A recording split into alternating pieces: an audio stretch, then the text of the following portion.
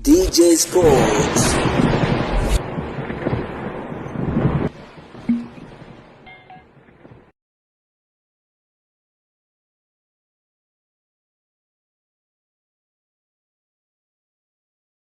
Bwana, klabu ya soka ya Simba imeweza kukamilisha rasmi uhamisho wa nyota wa kimataifa kutoka taifa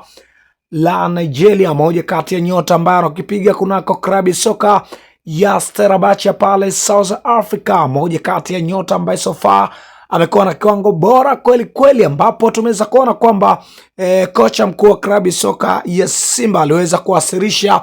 jina na kulipendekeza jina la mchezaji huyo ambaye so far amesajiliwa ndani ya kikosi cha wekundu wa Msimbazi Simba. Na hapa moja kwa moja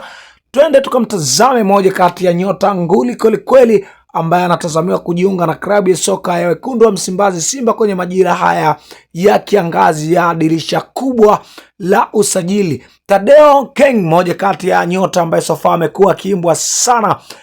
pale South Africa, hasa mara baada ya kiwango chake kuwa bora kwelikweli kunako klabu ya soka ya Fenerbahce, ambapo kocha mkuu wa klabu ya soka ya Simba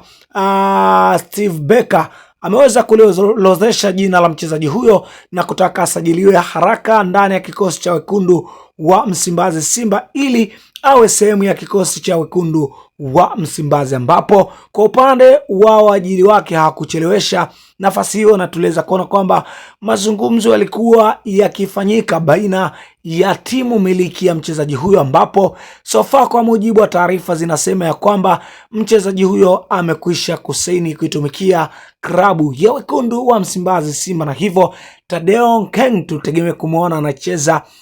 kunako klabu ya wekundu wa Msimbazi Simba akivaa jezi nyekundu na nyeupe ndani ya wekundu wa Msimbazi Simba Sports